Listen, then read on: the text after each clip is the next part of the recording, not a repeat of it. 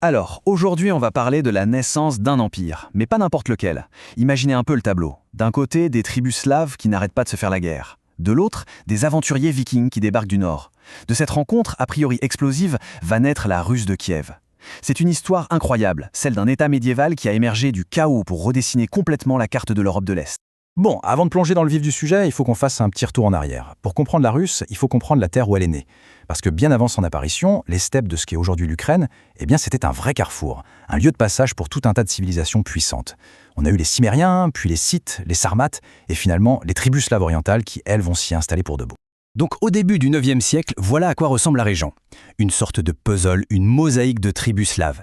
Chacune est indépendante, chacune a ses propres lois, ses propres coutumes, mais le problème, c'est qu'elles sont complètement désunies.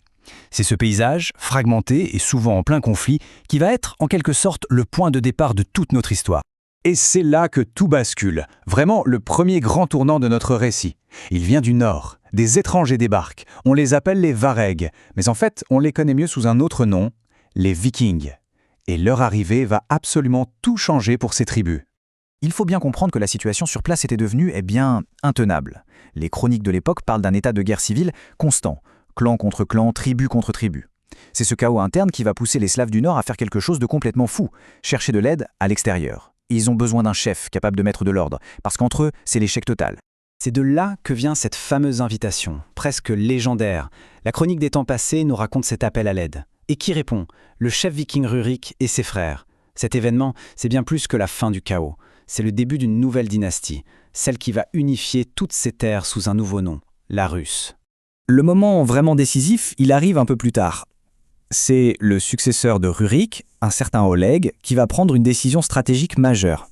Il descend vers le sud, il prend la ville de Kiev, et là, attention, ce n'est pas juste une conquête. En réunissant les centres de pouvoir du nord et du sud, il fait quelque chose de beaucoup plus grand. Il crée une capitale, et il fonde un nouvel État, un État puissant, la Rus de Kiev. Alors, la génération d'après, on assiste à une sorte de crise d'identité. Et cette crise, elle est incarnée par un duo absolument improbable. Une mère et son fils. Le truc, c'est qu'ils ont des visions complètement opposées pour l'avenir du royaume. D'un côté, on a Olga, la mère, qui devient régente. Sa vision, c'est la construction de l'État, la diplomatie, la mise en place d'une administration solide et, chose très importante, elle se convertit au christianisme. Et de l'autre côté, il y a son fils, Sviatoslav. Lui, c'est tout l'inverse. C'est le guerrier païen pur et dur, obsédé par la conquête. On a donc vraiment deux chemins possibles pour ce jeune État. Et pour bien cerner le personnage d'Olga, il n'y a rien de tel que l'histoire de sa vengeance.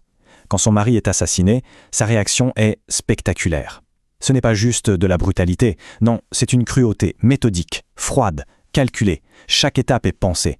C'est la preuve d'une intelligence stratégique assez terrifiante, qui va bien au-delà de la simple colère. Son fils, Sviatoslav, c'est le contraste absolu. Lui, c'est le roi guerrier dans toute sa splendeur. Sa vie, c'est le champ de bataille, rien d'autre. Il passe son temps en campagne à agrandir les frontières de la Russe à la force de l'épée. Sa célèbre déclaration de guerre « Je marche sur vous », c'est direct, sans détour. On est à des années-lumière de la diplomatie et des ruses de sa mère. On avance d'une génération, et on arrive au petit-fils d'Olga, Volodymyr, qu'on appellera plus tard Volodymyr le Grand. Et c'est lui qui va prendre la décision, probablement la plus importante de toute l'histoire de la Rus de Kiev. Un choix qui va forger son identité pour des siècles et des siècles. Alors il faut savoir que Volodymyr au début était un païen très convaincu, mais il est pragmatique. Il comprend que les vieilles croyances ne suffisent plus pour unifier son royaume qui ne cesse de grandir. Il lui faut une religion monothéiste, une religion d'État. Et son approche est fascinante. C'est presque un casting, un audit des religions. Il reçoit des délégations de partout et il pèse le pour et le contre pour chacune.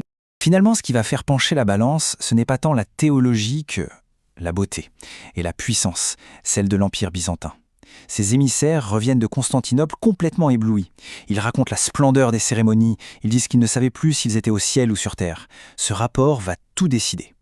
La beauté comme argument politique, c'est quand même assez fort. Et voilà, on arrive à l'année clé.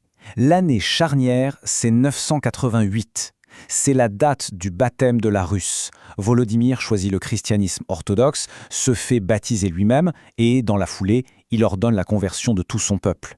À ce moment précis, l'histoire de toute l'Europe de l'Est prend un nouveau virage. Et attention, ce n'est pas juste une conversion intime et personnelle, pas du tout.